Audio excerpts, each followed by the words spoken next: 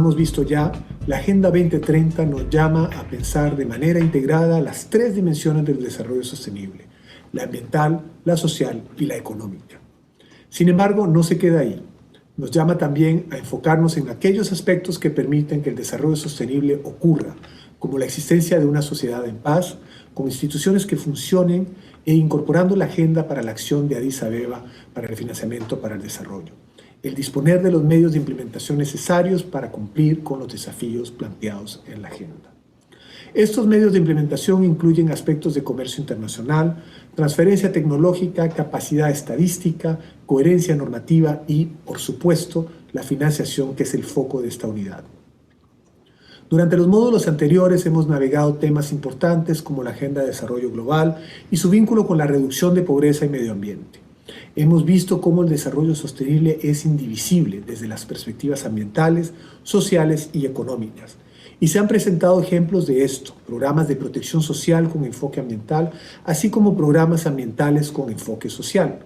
Hemos evidenciado cómo la gestión integral de recursos naturales es una vía directa de reducción de la pobreza y cómo las ciudades, de ser manejadas de forma sostenible, tienen la posibilidad de ser un factor de cambio positivo en un mundo con crecimiento urbano exponencial. Esta unidad tiene como objetivo brindar una introducción a la gestión y presupuesto por resultados en el sector ambiental y su potencial de reducción de pobreza, análisis económico enfocado en sectores, herramientas de gestión presupuestaria y opciones de reforma fiscal con aplicabilidad al sector ambiental. Una vez que contemos con esa base conceptual, analizaremos un ejemplo práctico de análisis económico enfocado a modo de ilustración de cómo estas herramientas aplicadas al sector ambiental pueden lograr dobles ganancias desde la perspectiva ambiental y de reducción de la pobreza a través de gestión por resultados, costo-efectividad y eficiencia fiscal. El caso que se analizará hace una valoración de los servicios ecosistémicos en procesos de planificación del desarrollo en la zona del canal de Chiquimulilla, en Guatemala. El análisis proporciona antecedentes y análisis de políticas, desarrolla escenarios para pesquerías, acuicultura y turismo. Recuerden darse, por supuesto, el tiempo de hacer sus ejercicios y tareas, así como participar activamente en los foros de discusión y seguir con atención los comunicados del equipo docente del curso. Espero que disfruten de la sesión e invito a Marlon Flores, asesor técnico senior del PNUD, a dar inicio al curso. Hasta pronto.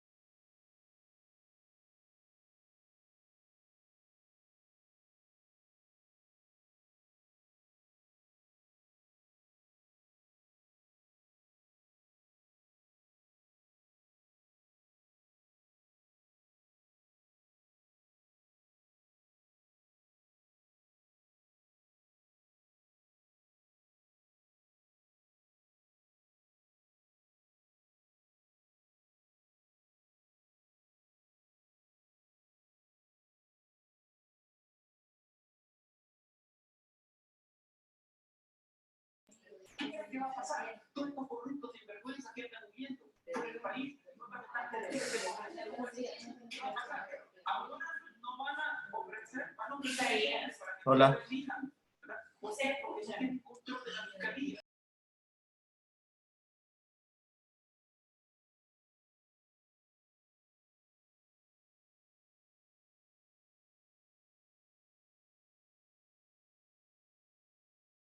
En la introducción hay muchísima información.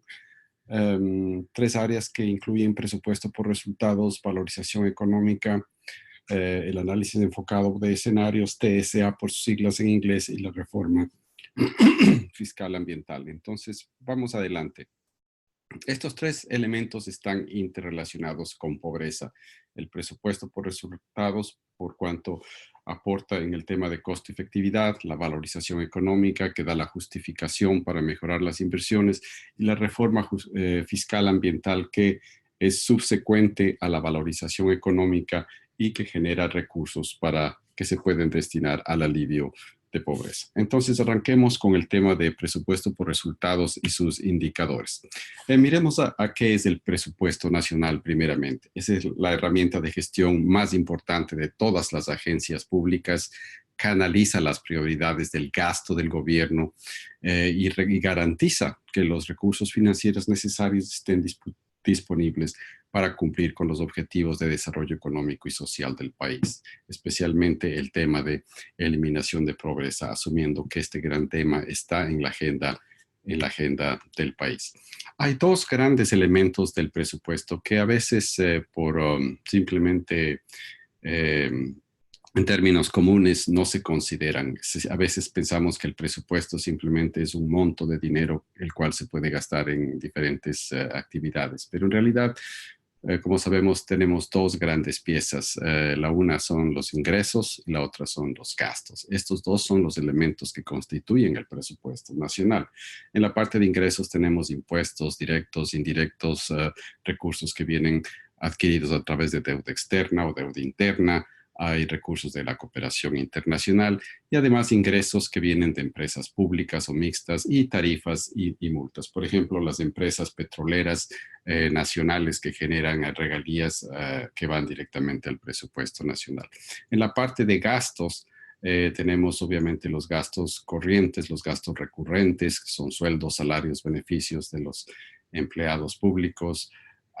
Tenemos gastos de inversión, gastos de capital.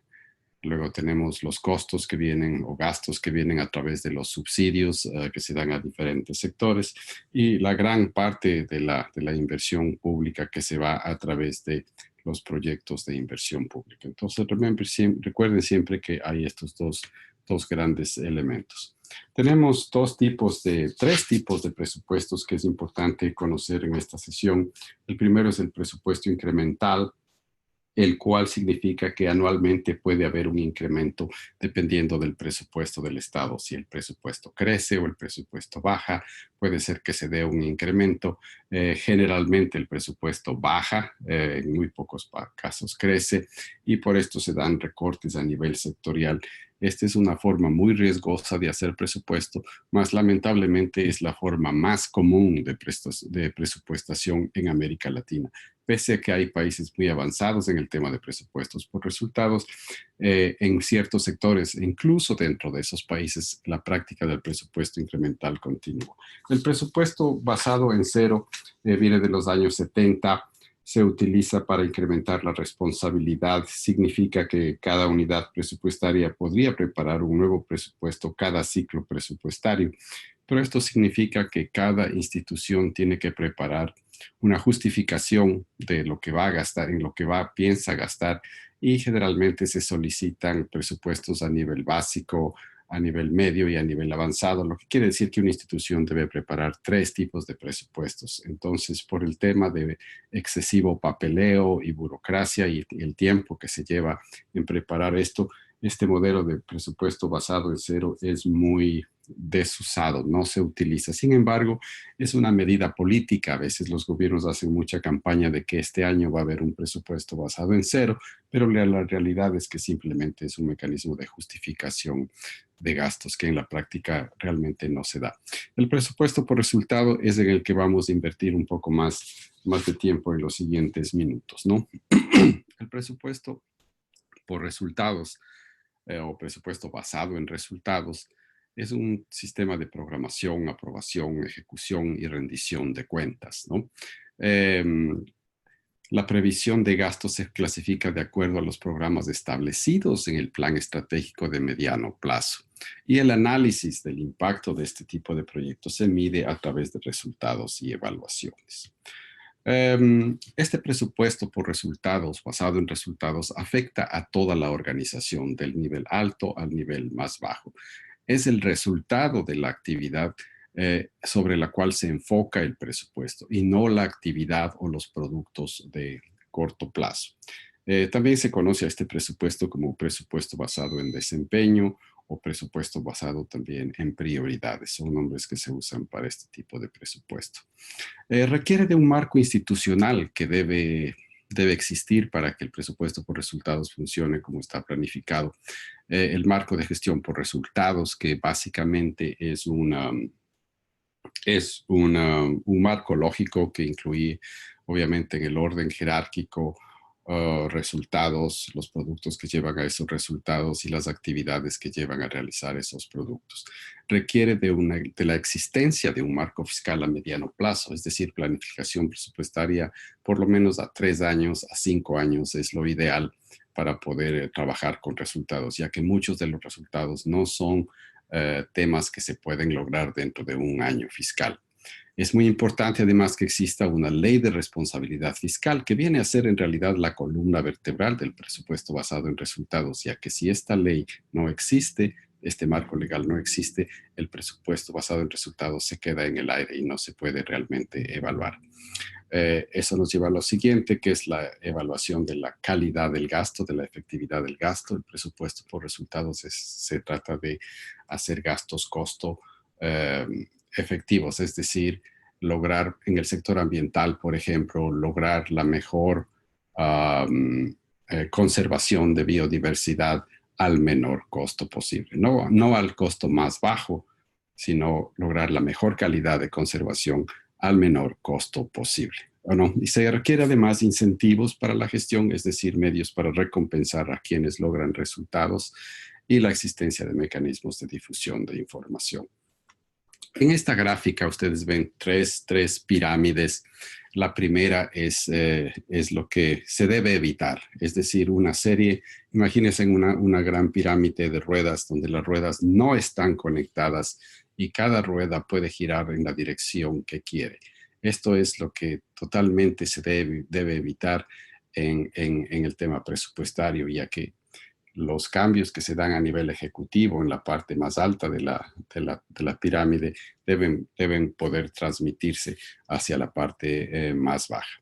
El gráfico en el medio que tiene los piñones es en realidad la situación ideal donde los planes de cada unidad están claramente ligados con los planes de otras unidades. Es decir, que cualquier cambio en la parte superior ejecutiva, donde hay un cambio o un ajuste de proyección de resultados, tiene un impacto en la parte ejecutora, que es la parte básica donde se dan las actividades. Y lo que está sucediendo actualmente es el tercer gráfico, donde ustedes ven que se plantea mucho el presupuesto por resultados, se lo hace a nivel alto, a nivel de autoridades más altas, hay disposiciones ministeriales de alto nivel que se debe hacer esto, disposiciones presidenciales, leyes, pero no se logra que el presupuesto por resultados baje a los niveles de ejecución donde realmente se puede lograr el impacto que se plantea a nivel alto. ¿Cómo funciona el presupuesto por resultados? Obviamente, esta es una visión muy rápida, es un trabajo que va invertido, se puede decirlo así.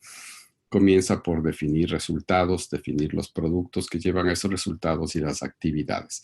Los indicadores que ustedes ven en el círculo rojo en el medio van conectados normalmente al resultado y al producto. Lo interesante de los indicadores es que los indicadores nos sirven para determinar los costos unitarios. Es decir, que el indicador no solo te sirve a nivel de resultado de producto, sino a nivel de actividad, ya que te ayuda a medir costos unitarios. Por ejemplo, si un costo unitario es una sección de 500 hectáreas de bosque reforestado, entonces ese costo es si es que eso dice el indicador, entonces tenemos que buscar la medida exacta para definir ya sea como unidad 1 hectárea de bosque reforestado o las 500 hectáreas de bosque reforestado. Lo interesante de este sistema es que nos da costos a nivel de resultados, que es lo más importante, a nivel de productos e incluso a nivel de actividades. Esta sección, que es los círculos en el lado derecho de la pantalla, es lo fundamental para poder hacer asignaciones basadas en resultados. Es decir, que los ingresos del presupuesto pueden distribuirse de acuerdo a costos de resultados, productos y más abajo actividades. Es una cascada que va desde resultados hacia actividades. Bien. Los indicadores de desempeño rápidamente deben ser indicadores SMART, por su nombre en inglés, que significa que deben ser específicos, medibles, alcanzables, realistas y relacionados con el tiempo. y deben incluir el grupo objetivo, debe incluir la calidad, cantidad, marco temporal y la ubicación. Y deben incluirse indicadores no solo de tipo ambiental, como relacionados con eliminación de contaminación o mejoramiento de biodiversidad o gestión de ecosistemas, sino también indicadores de desempeño financiero y económico. Estos dos últimos son los menos usados y los más inexplorados. A continuación les doy simplemente dos ejemplos de indicadores financieros donde ustedes pueden ver que existe el sitio meta, la temporalidad, la calidad, la cantidad. Todos los elementos que mencioné en el slide anterior están agrupados en estos dos indicadores. Es posible desarrollar varios indicadores para cubrir todo el rango de criterio que debe haber un indicador. No tienen que estar incluidos todos los criterios en un solo indicador. Pueden hacerse varios. Finalmente, para concluir esta sección, quiero darles simplemente dos pantallazos. El primero de la presupuestación por resultados en América Latina. Ustedes ven aquí, partiendo de Belice, en el caso más bajo, estos son datos del 2010, pero la situación en realidad no ha cambiado mucho. Y luego tenemos el caso más alto en Chile. Entonces, obviamente sabemos que Chile por el tercer año consecutivo está clasificado ya como un país de altos ingresos con un índice de pobreza mucho más bajo.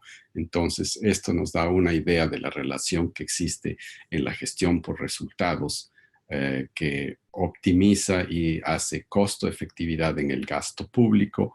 Por ende, los recursos son mejor utilizados, mejor gastados y se generan mucho más recursos que tienen la posibilidad de invertirse en asuntos de alivio de pobreza o eliminación de pobreza. Este último slide nos indica el nivel de desarrollo económico y presupuestos por resultado en América Latina, usando indicadores de 1 a 5, 5 siendo el más alto, obviamente igual que en el caso anterior, tenemos Chile, Brasil, Perú, México muy altos, pero sin embargo de esto sabemos que existe mucha pobreza todavía en México, mucha pobreza en Perú, en Brasil, Chile está muy alto y la relación es esa, ¿no? El desarrollo económico, el presupuesto por resultados sí contribuye al desarrollo económico. Como les había indicado antes, pese a que estos indicadores nos indican que hay un gran desarrollo en Brasil, México y Perú, esto no quiere decir que el presupuesto de resultados se aplique en todos los sectores del gobierno. El caso más crítico es en realidad el sector ambiental, que va más atrasado.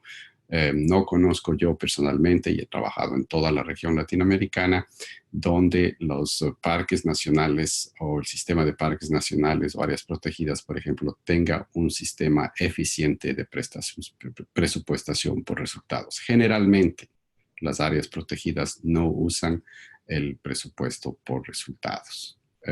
Con esto concluyo esta primera sección. Muchas gracias. Por efectos de tiempo, quisiera pasar a la siguiente slide, a la siguiente presentación.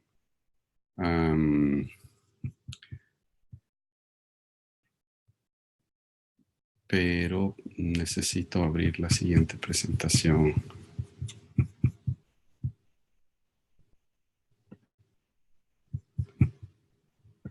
Un segundo.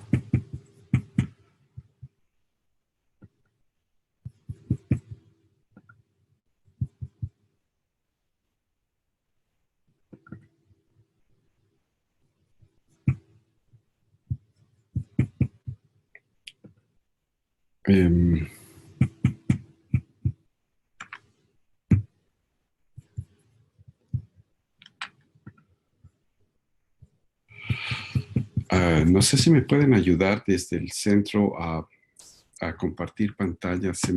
No puedo encontrarla.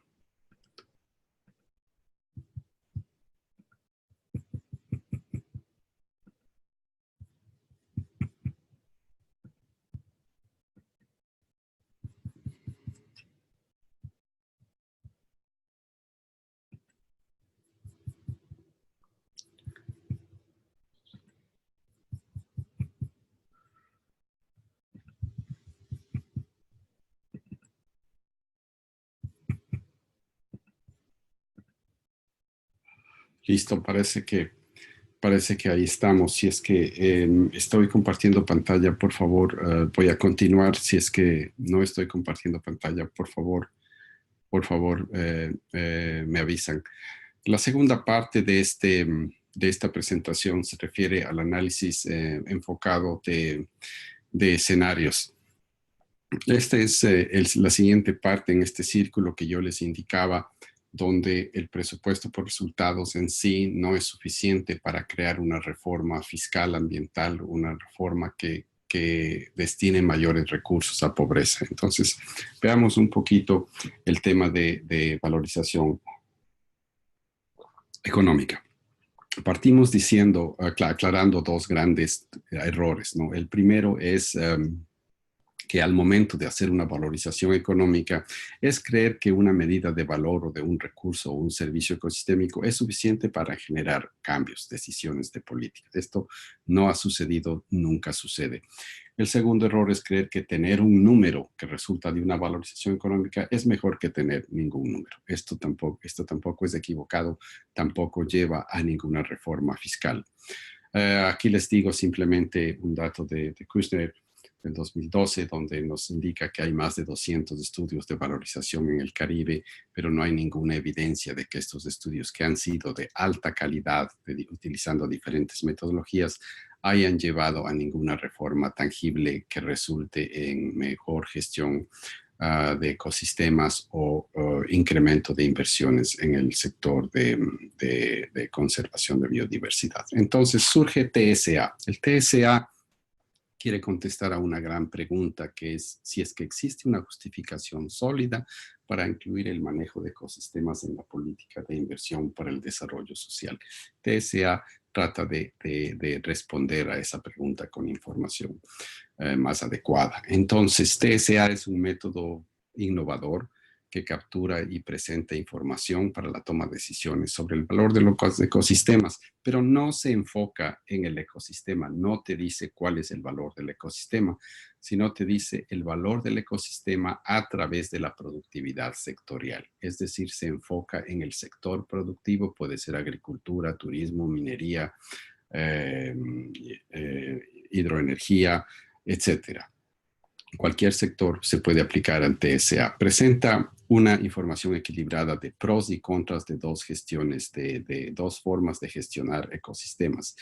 La una es BAU, Business as Usual, y la otra es SEM, que es un sistema más efectivo, más sostenible de la gestión de ecosistemas. El TSA se hace dirigido a un sector, como les decía, y para un tomador de decisiones específico.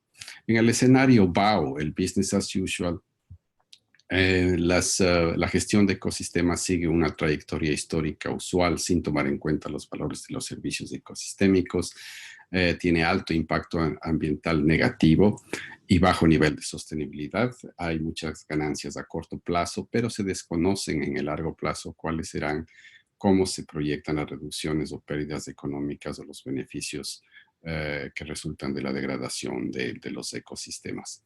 En el caso SEM es todo lo contrario, se toman en cuenta los servicios ecosistémicos, existen acciones para reducir o revertir impactos negativos de BAU, las actividades económicas consideran el rol de los ecosistemas, incorporan las externalidades ambientales y obviamente la producción y consumo no están amenazadas por la degradación de recursos y la producción puede ser más sostenible en el más largo plazo. ¿Cuál es el valor agregado de TSA? Realmente para quien toma decisiones es tener la posibilidad de comparar dos rutas, ¿no? ¿Qué me pasa si es que continúo haciendo BAU en el sector turismo? ¿Y qué pasa si hago el cambio hacia una gestión SEM, que es un poco más sostenible, ¿no? Entonces, el valor de una ruta de acción se puede juzgar en forma completa porque tenemos dos alternativas, comparando los méritos de BAU y los méritos de SEM. En esta representación gráfica de BAU y SEM, tenemos en el caso de las represas y en el sector de hidroeléctrico, en el sector BAU, ustedes ven que en la parte alta de la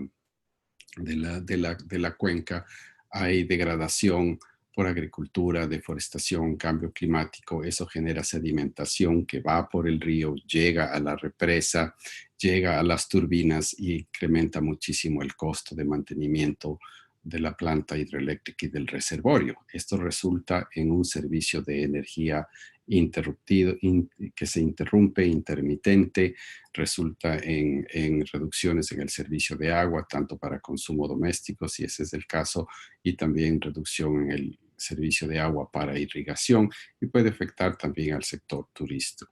Y esto genera mucho conflicto entre sectores, conflicto intersectorial, porque se dan competencias desleales por el uso de recursos. Este es el típico escenario BAO. En el escenario SEM, en el mismo sector, hidroenergía y represas, vemos que si la cuenca se maneja correctamente, hay menor sedimentación, los costos de mantenimiento son menores y los servicios para irrigación, hidroenergía, pesca, servicio doméstico, agua para uso doméstico y quizá turismo, son más continuos, más permanentes y existe mayor coordinación interinstitucional.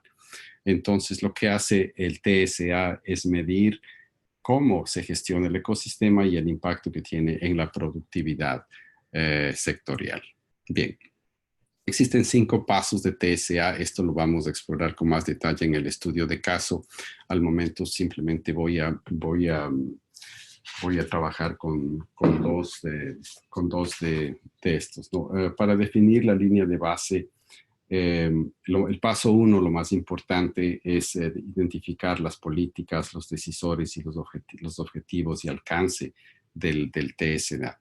Para definir la línea de base, BAO, es importante saber cuáles son las políticas y acciones o tecnologías que queremos cambiar, cuál es la razón para las prácticas actuales, qué estrategias técnicas no basadas en ecosistemas están siendo utilizadas en este caso, ¿no? Y para definir la base del SEM también se ve a las reformas políticas que deben establecerse. Para poder trabajar en los escenarios BAO y SEM se buscan utilizar indicadores y pueden ser criterios e indicadores. Entonces, indicadores bajo el criterio financiero, económico, empleo, equidad y justicia son ejemplos. Aquí tienen una serie de indicadores que ustedes pueden mirar. La presentación estará disponible después de esta sesión. Y lo ideal dentro de un TSA es que se usen indicadores múltiples dentro de un sector. Por ejemplo, en el sector turístico podemos utilizar cambios en productividad, ganancias netas. También podemos utilizar voluntad de pago, empleo es un indicador, un criterio crítico que se puede usar en el sector de turismo y también el tema de equidad y justicia. Entonces, mientras más indicadores se usan en un estudio de TSA enfocado en un sector determinado y para un tomador de decisiones específico, el estudio puede ser de mayor calidad. En este caso que tenemos aquí, quería simplemente explicarles, aquí se puede ver claramente los escenarios BAO y SEM. BAO está en rojo y SEM está en rojo. Se trata de la represa Guri en Venezuela. Lo que se ve aquí es que la vida útil de un generador de hidroenergía en una presa se estima en 60 años.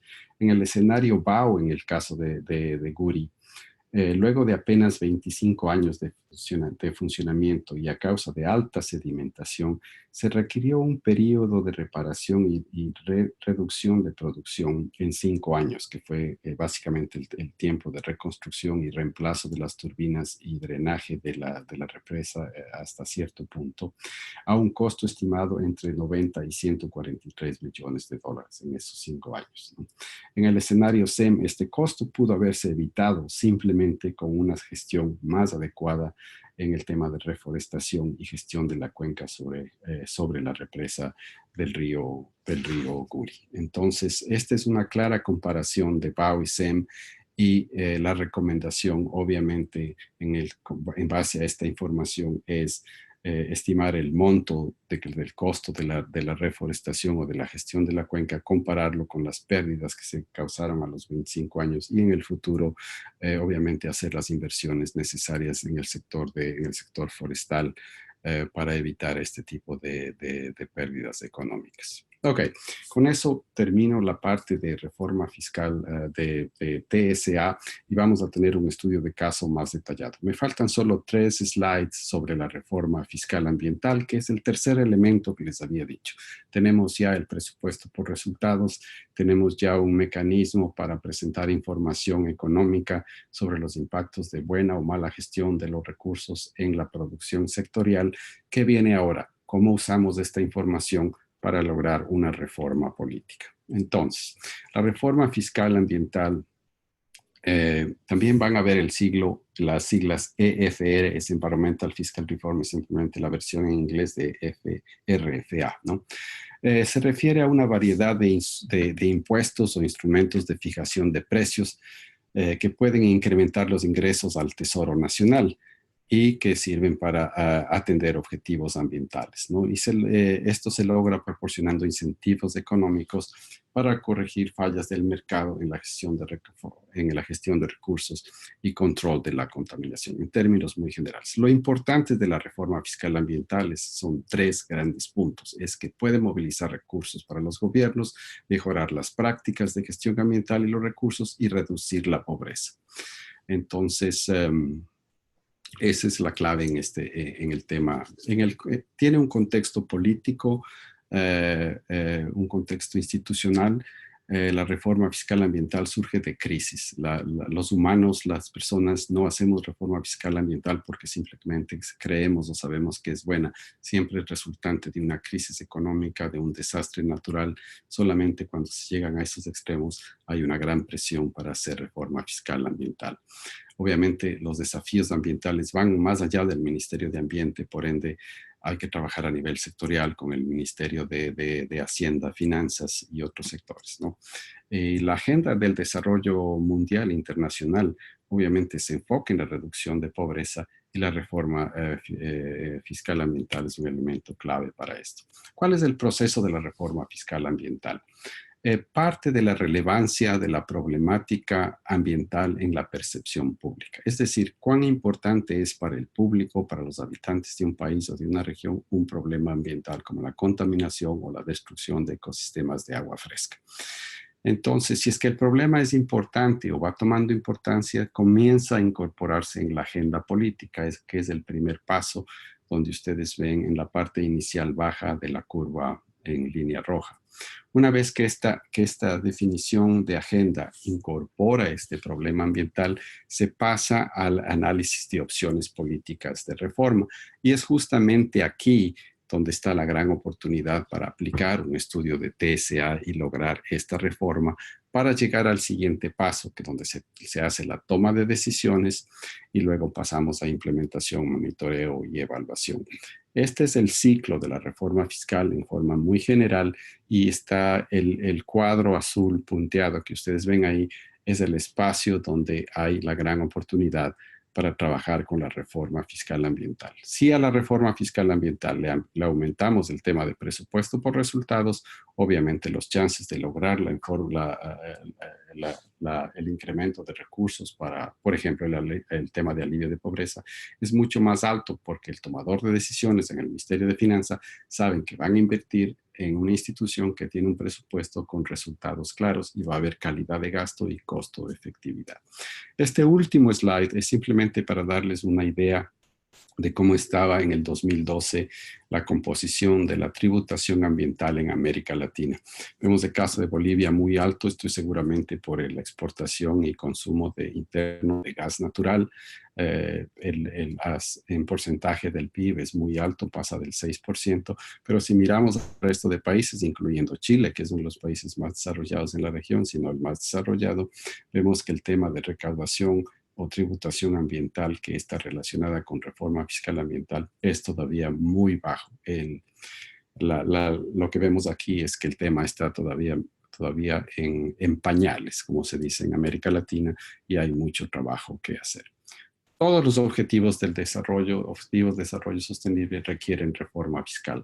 El primero mismo habla de enfoque de pobreza, fin de la pobreza, y luego si vemos del 2 adelante hasta el 15, vemos que cada uno de estos va a requerir de reforma fiscal ambiental. Por eso es muy importante trabajar en este tema en el futuro y entender el proceso de reforma política y cuáles son los elementos que pueden ayudar a lograr esa reforma, por ejemplo, el presupuesto por resultados y este tipo de análisis TSA que les he comentado. Con esto termino. Muchas gracias y guarden sus preguntas. Va a haber un espacio de preguntas y paso la pantalla para que mi colega Selene Enríquez pueda presentarles rápidamente el estudio de caso de TSA. Gracias.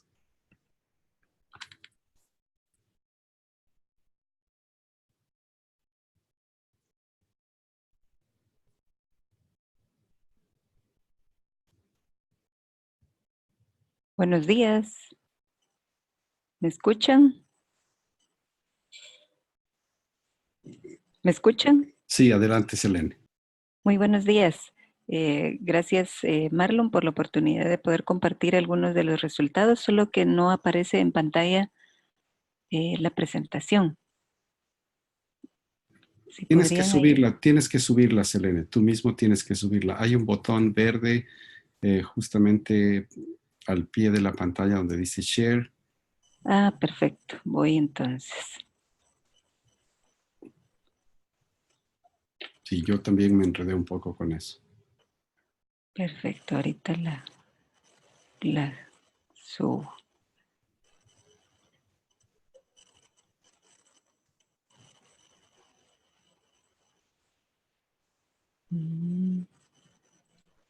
Solo la tengo que jalar, ¿verdad? Sí. Abre tu pantalla nada más y en teoría debemos verla. Vamos a ver. Aquí está. Ay. ¿Pudiste ver mis presentaciones?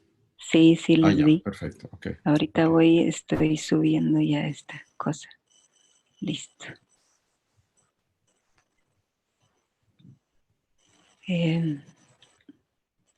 Ay, no. Compartir. Ahí está. Ahí estamos viendo tu pantalla. ¿Sí? Sí. Perfecto. Abre la presentación. Ya, adelante. Pon en modo de slideshow. Voy. Listo.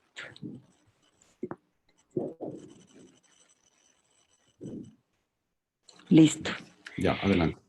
Bueno, este componente del curso lo que busca es ejemplificar precisamente lo que tú acabas de explicar, ¿verdad? El TSA, a un caso particular del sector pesca en Guatemala, para una especie en particular de mucho valor comercial como lo es el camarón, en un área geográfica con altos niveles de presión y estrés sobre los recursos naturales. Entonces, aquí quiero mostrar el espacio geográfico donde fue realizado este TSA, ¿verdad? Este es el área sur del país, la costa pacífica, y en este cuadrito verde fue donde se realizó el TSA que ocupa el municipio de Tacisco, en el departamento de Santa Rosa. Precisamente fueron 6 comunidades las que se evaluaron para realizar este TSA, para el cual existieron 3 elementos claves que permitieron definir su ubicación y la realización del TSA, que en primer lugar pues tenía como objetivo desarrollar la metodología TSA para integrar en la planificación del territorio la variable ambiental. También el interés en la integración de los vínculos entre planificación del territorio y la valorización de los servicios ecosistémicos dentro del Plan Nacional de Desarrollo CATUM. Y considerar, ¿verdad?, principalmente en zonas con bajos niveles de desarrollo, la pesca continental, ¿verdad?, que proporciona oportunidades económicas y una red de seguridad alimentaria. Esa fue la razón por la que se consideró y se priorizó esta zona para la realización del TSA. Bueno, esos son los 5 pasos que hace un momento mencionó Marlon, ¿verdad? Y que son los que nos ayudaron a a orientar el proceso de investigación y análisis. Dentro del paso 1, ¿verdad? Como bien mencionó Marlon, que se definió el propósito de análisis, dentro del cual se determinó considerar las pérdidas económicas para la pesca de subsistencia de camarón derivadas de la degradación y uso intensivo de los servicios ecosistémicos en este espacio geográfico. También, cuáles son las medidas que se pueden tomar para la gestión y evitar las pérdidas económicas e incremento de pobreza local. Y también definir los costos de implementar estas acciones. Este TSA consideró 3 sectores. Yo les estoy compartiendo el caso del sector pesquero, y dentro de este sector no se definieron costos porque se trataba de implementar políticas públicas, elementos de coordinación interinstitucional que es difícil de poder cuantificar. Y los clientes que se identificaron como usuarios principal del TSA fueron la municipalidad de este municipio de Tacisco y la Secretaría General de Planificación de la Presidencia. Ya dentro del paso 2, como ustedes pueden ver aquí, se inició con la revisión de políticas y planes locales, planes regionales, todo lo que ya existe en el país para tratar de abordar los problemas de esta región. Se generaron mapas, ¿verdad? En algunos casos, ustedes pueden ver aquí, existen 2 ejemplos en los recuadros que aparecen abajo, donde se revisó el avance de la deforestación, el aumento de la urbanización, también los cambios en el espacio utilizado por la caña de azúcar. Se identificaron cuáles son los servicios ecosistémicos utilizados por los sectores que se analizaron y los costos de producir bajo las prácticas habituales no sostenibles y cuáles son los ingresos por sector y la renta. En cuanto al paso 3, que fue la selección de criterios e indicadores, se determinaron 3 tipos de indicadores: los biofísicos, los de dinámica territorial y los indicadores socioeconómicos, que fueron útiles para mostrar la pérdida de la calidad ambiental y la presión sobre los ecosistemas. Abajo ustedes observan una gráfica que muestra los cambios o el incremento de población dentro del municipio por cada comunidad. Según se observó, pues no ha sido muy alta el cambio o el crecimiento no ha sido alto comparado con el resto del país u otros municipios costeros en los que el crecimiento de población estaba entre el 2.5 o superaba esta tasa. En el paso 4, que es la construcción de los escenarios BAU y SEM, en esta construcción del escenario BAU se muestra la tendencia de la captura, en este caso la captura de camarón y los ingresos que se obtienen de la venta, si se continúan con las prácticas actuales, las cuales no atienden las regulaciones existentes, que además son muy escasas, y las restricciones de vedas, que también no es constante las publicaciones. Mientras que en el escenario SEM se construyó tomando en cuenta prácticas sostenibles sobre el recurso, las cuales respetan las restricciones y las regulaciones de artes de pesca. Siempre dentro del paso 4, que es la construcción de los escenarios BAU y SEM, se tomó en cuenta, obviamente, la construcción de la línea base fue fundamental para esto, y fue importante conocer la presión sobre los recursos, la cual es representada por el número de pescadores, que es en la gráfica que ustedes tienen del lado izquierdo, y las embarcaciones, que están del lado derecho.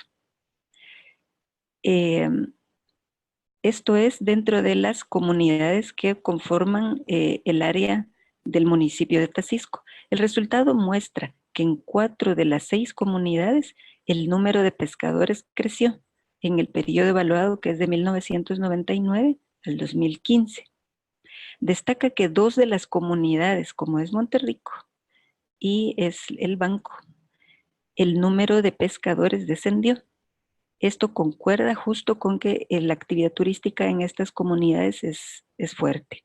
En el caso de las embarcaciones, ha crecido, el número de embarcaciones creció en 5 de las 6 comunidades evaluadas.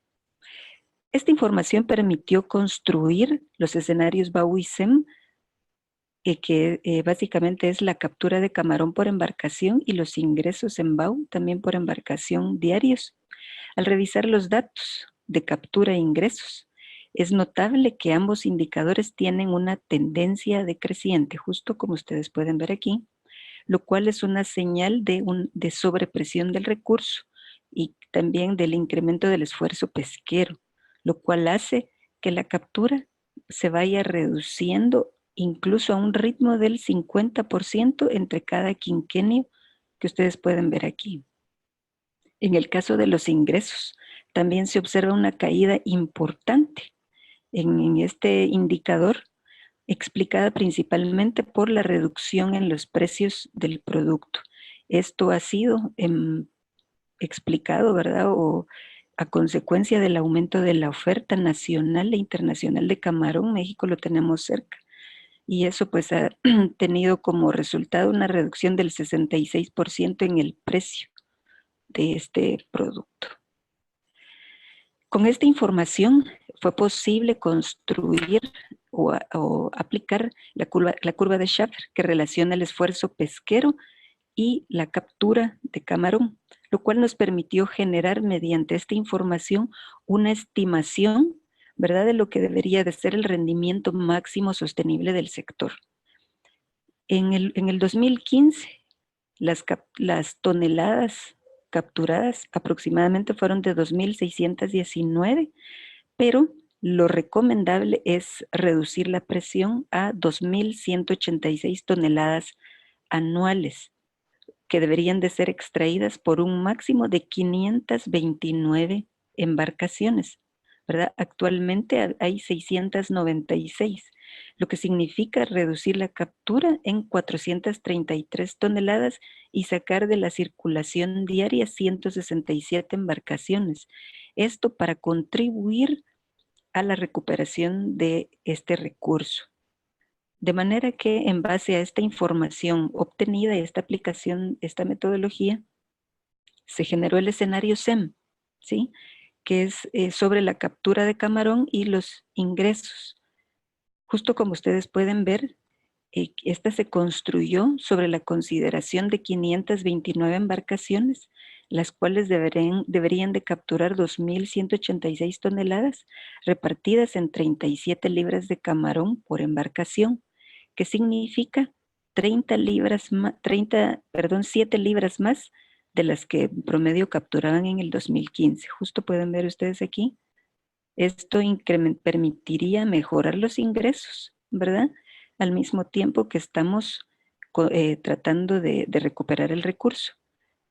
Trasladándonos a los ingresos, esto implicaría tener $5 más a los obtenidos en el 2015, ¿sí?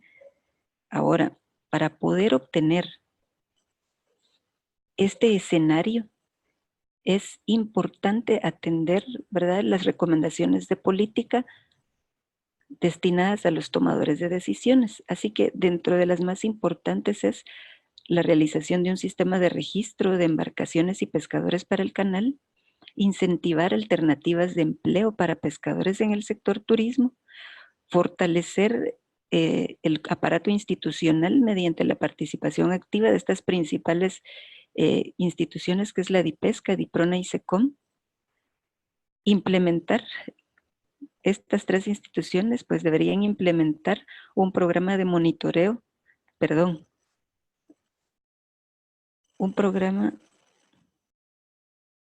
voy a ir hasta el final,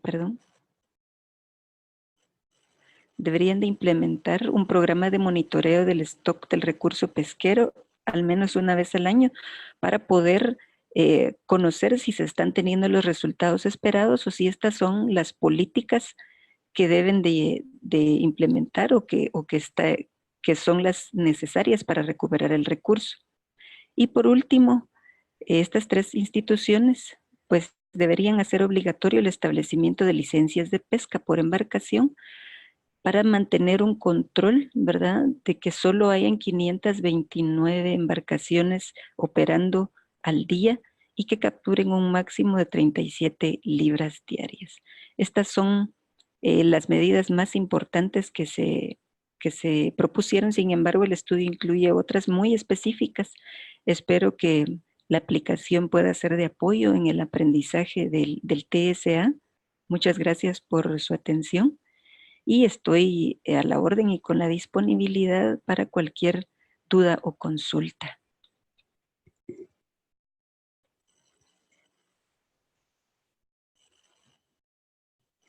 Sí, ¿me escuchan? Marlon, ¿me escuchan?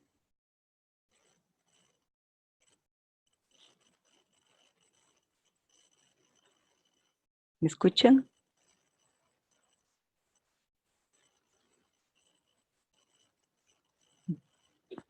¿Me escuchan?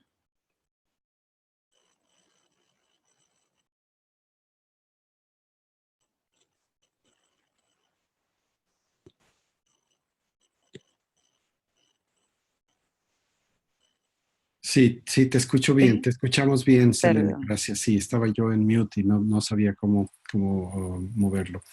Creo que pasamos a la sección de preguntas, pero esto va por parte del facilitador, entiendo. Isaac o Andrea, por favor, nos ayudan.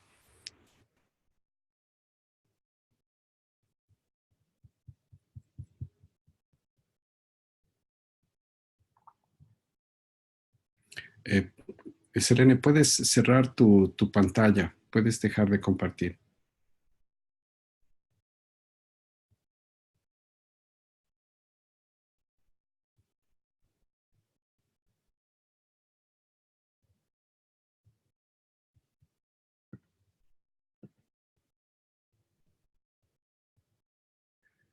Si es que alguien tiene alguna pregunta, por favor, pueden hacerla.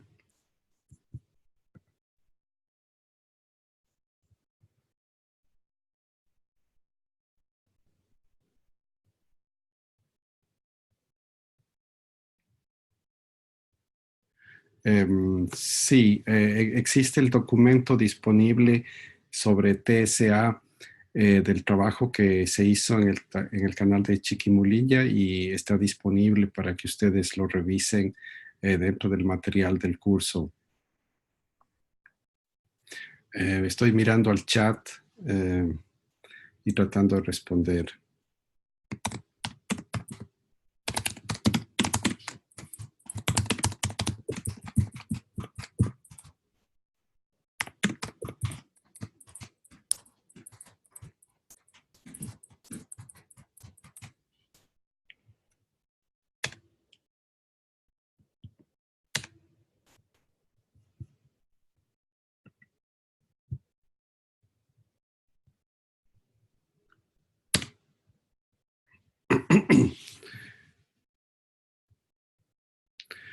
Em, Nos preguntan si dónde y con quién podemos acceder a capacitación en la metodología de TSA, ya que supongo estas herramientas son de manejo generalizado en las responsables de evaluación de proyectos de gobierno institucionales de cooperación.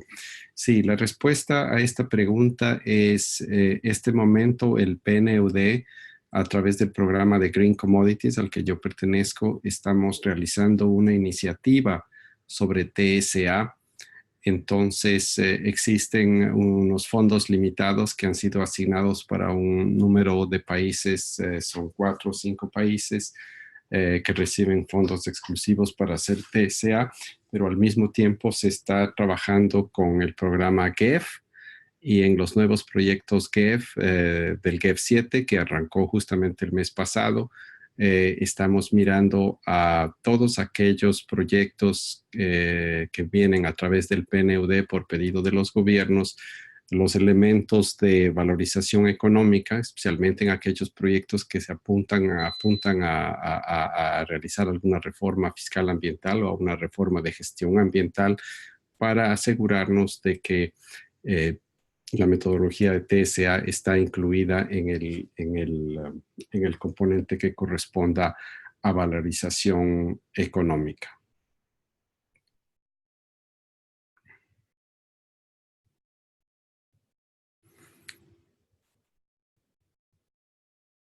Hay un comentario sobre la exposición y exposición. Dice que es un reflejo muy claro de la manera como se hace presupuesto basado en resultados y la difícil incorporación de criterios ambientales y más aún relacionados con pobreza. Sí, justamente ese es uno de los grandes retos, el presupuesto por resultados. Lamentablemente en el caso ambiental, como les había dicho, va todavía muy atrasado el tema de presupuesto por resultados, pero a través de la implementación de presupuestos por resultados se pueden dar ahorros a gran escala y al mismo tiempo plantear resultados e indicadores que estén relacionados con pobreza. Entonces, es un tema muy claro y sí, es difícil de trabajar. El tema está en definir los resultados y los indicadores, pero más allá de eso, hay siempre una resistencia institucional a trabajar en el tema de presupuestos por resultados, por cuanto esto implica mayor responsabilidad, mayor transparencia, y implica que los funcionarios, empleados o ya sea del sector público o del sector privado, obviamente van a ser evaluados en base al cumplimiento de resultados. Entonces, siempre hay una pugna interna, una resistencia interna hacia adoptar presupuestos por resultados, pero es algo que es inevitable en el futuro y podemos trabajarlo en esto. También estamos trabajando en el diseño de proyectos integrales donde en sectores específicos, particularmente en el sector de áreas protegidas, quisiéramos trabajar en paquetes de modernización que incluyen presupuestos por resultados, incluyen todo el ciclo que genera, por ejemplo, las tarifas de ingreso, áreas protegidas y otras fuentes de ingresos para poder trabajar más definitivamente, más claramente y puntualmente en el tema de presupuestos por resultados en el sector ambiental. ¿En qué países está el proyecto? Al momento tenemos México, posiblemente está entrando, tenemos Colombia, tenemos Ecuador, Perú, Brasil, que están trabajando en el tema de TSA, pero tenemos una gran lista como de 26 países que están incorporando TSA en proyectos GEF, relacionados con gestión de ecosistemas y biodiversidad. Cualquier duda adicional pueden contactarme directamente vía correo electrónico marlon.flores@undp.org si necesitan más detalles. Más comentarios de Pablo. En México se simula en la instrumentación de presupuesto basado por resultados de sistema práctico, ¿no? Donde en otros países donde hay experiencias exitosas en una forma de presupuestar. Sí, Chile y México mismo ha comenzado una iniciativa de presupuestos por resultados en el sector de áreas protegidas. No sé este momento qué tan avanzados están, iniciaron el año pasado, pero creo que los mejores ejemplos de presupuestos por resultados están en los sectores de educación y salud. Son los sectores de los cuales debemos aprender, pero es un tema de voluntad política. Recuerden que es un tema de voluntad política. Las experiencias en esos sectores obviamente están disponibles. Hay mucha bibliografía a través de CEPAL, de la Comisión Económica para América Latina, en el tema de presupuestos por resultados, donde ustedes pueden encontrar información más detallada sobre avances y casos específicos de presupuesto por resultados. ¿En qué países, Pamela, en qué países han sido seleccionados para estos fondos de Green Commodities? Mencionaste 4 o 5 en Chile. ¿Es Chile uno de esos países? ¿Y en qué brecha de ingreso? Ok, Chile no está en esos países.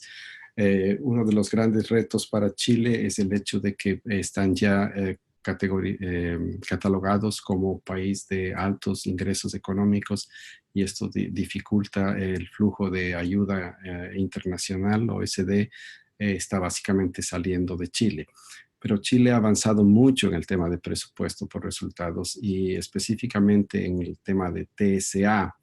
que creo que es a donde va tu pregunta, no está programado ningún TSA a este momento para Chile, pero eso no quiere decir que en el futuro se pueda conversar este tema a través de la oficina de Naciones Unidas. La persona a contacto en la oficina del PNUD es Paloma Torazos. Paloma Torazos es la oficial ambiental que podría hacer la conexión con el programa Green Commodities. No, en El Salvador no tenemos el programa.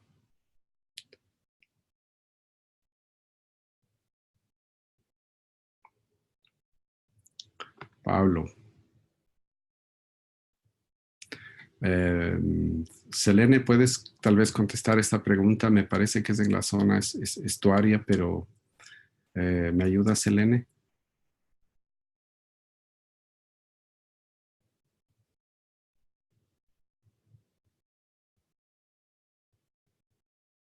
Listo. Ahora sí, voy revisando la pregunta. Sí, la última pregunta de Pablo Agustín. Perdón, no me aparece esa. Aquí está, perdón. Ya, sí, Ya. al final, ya. No hay abrir. No me aparece Está esa. preguntando, te leo la pregunta. Pregunta Por si favor. el ejemplo guatemalteco de captura de camarón es en una zona estuaria o marina. Ah, sí, es una zona estuaria. Sí, en el canal de Chiquimulía está paralelo a la costa, sí, solo hay una franja, ¿verdad? En algunos espacios es más pequeña que en otros, pero sí es una zona estuaria. Ya. Hay un interés por parte de El Salvador en este tema. Tiene una industria camaronera similar a la de Guatemala. La metodología de TSA está disponible y PNUD maneja un roster de expertos, una base de datos de expertos de empresas y expertos individuales que pueden apoyar en estos estudios TSA.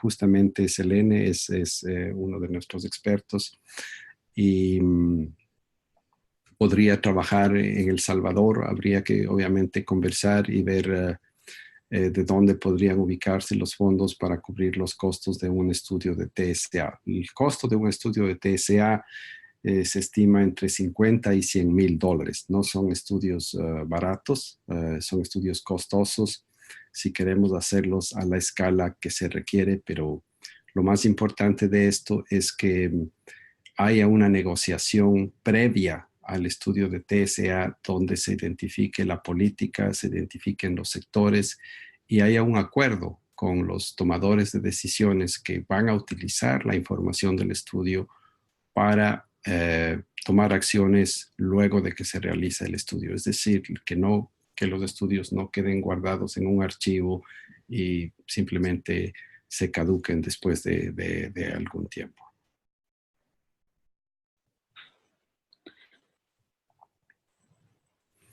Gracias a ustedes. Gracias, Eduardo. Marlon, no sé si puedo hacer un comentario. Por favor, adelante.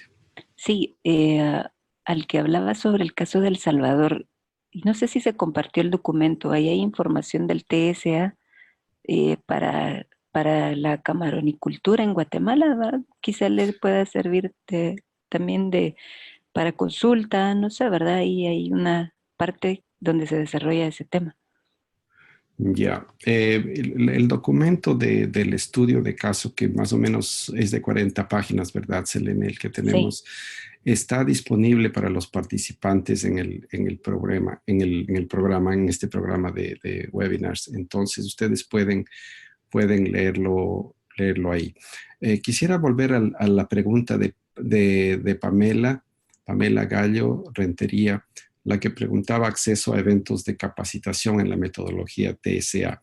El PNUD está planificando varios eventos regionales de capacitación sobre TSA, especialmente diseñados para los países que están participando en esta iniciativa.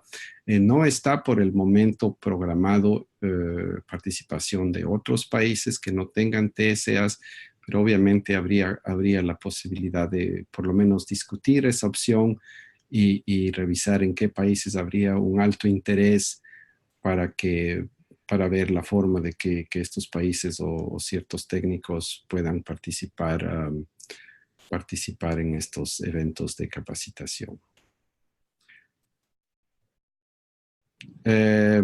Pablo pregunta si, a ver, antes de Pablo,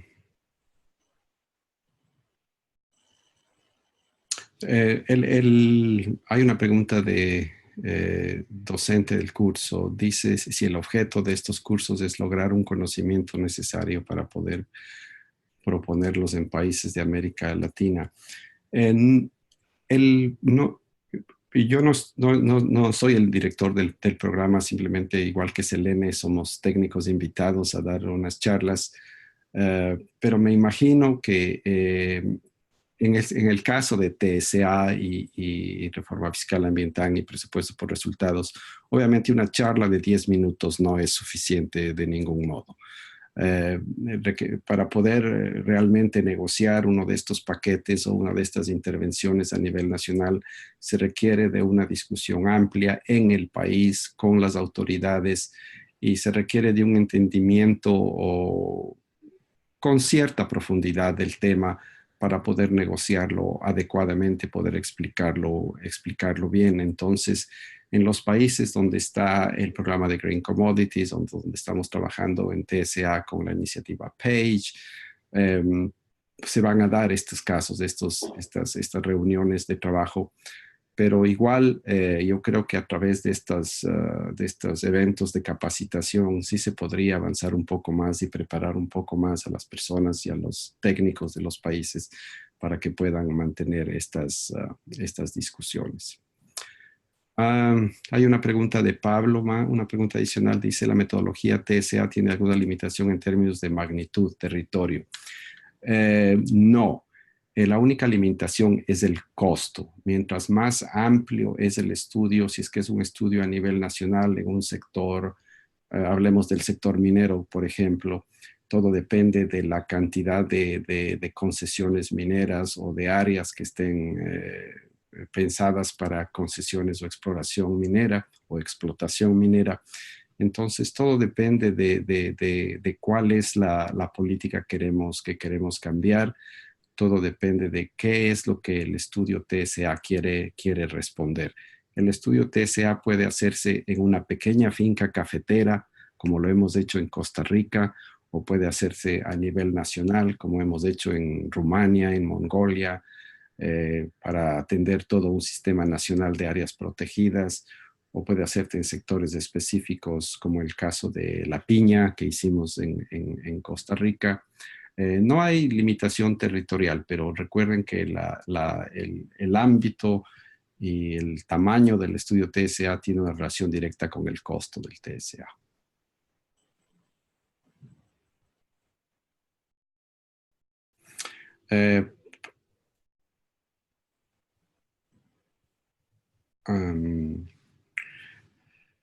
Sobre la capacitación del PNUD sobre TSA para consultores, sí, el roster de consultores que hemos creado en los últimos 3 meses son consultores que creemos que tienen la capacidad y el conocimiento suficiente en el tema de valorización económica. Sin embargo, la metodología de TSA es relativamente nueva, somos apenas unas muy pocas personas las que hemos aplicado la metodología y por ende, previo la implementación de estos cursos, de estos estudios de TSA que ya están planificados y financiados, se va a dar una capacitación para consultores, especialmente en estos países. En este momento todavía no está definido si va a ser una capacitación a donde pueden participar todos los consultores seleccionados o si va a ser una capacitación abierta o va a ser independientemente en cada país. Tendríamos que estar atentos a ver cómo se desarrolla esto. Les pido que estén en contacto conmigo, si es posible, para tener más detalles. Quizás para mediados de septiembre ya sabemos esto.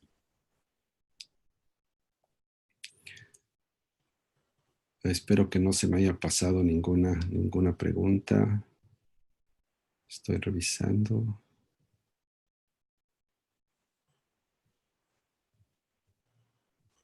Sí, aquí hay una que dice cuáles son esos países en los que está este proyecto. Bueno, repito, los países en que está este proyecto son México, que estamos negociándolo en este momento, está Colombia, está Ecuador, está Perú y está Brasil. Estos son los 4 países que tienen fondos para TSA ya definidos, pero existe una gran lista de 26 países que está trabajando, incorporando TSA en proyectos GEF y también están financiados a través de esos proyectos GEF, obviamente, y estos 26 países son a nivel global. Hay muchos en América Latina, Asia y Europa del Este principalmente. Tenemos creo que tres países en África también.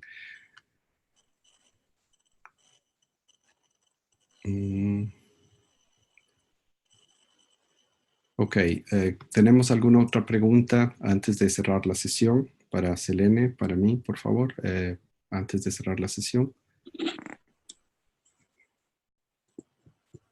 Bueno, gracias a ustedes, gracias María Alejandra, gracias a todos los participantes, espero que hayan tenido por lo menos una idea algo clara. Es un tema complicado y largo, tratamos de reducirlo a mucho tiempo, fue muchísima información, pero es una base inicial y para cualquier consulta pues quedamos pendientes, ya sea a través de los facilitadores del curso o nosotros mismos como docentes. Entonces, muchísimas gracias, Selene, por tu voluntad de participar y explicarnos lo que pasó en Chiquimulilla, que fue un estudio muy interesante. Y gracias a todos por participación. Entonces, creo que con esto podemos cerrar. Muchas gracias y nos despedimos. Adiós. Adiós con todos. Adiós. Gracias.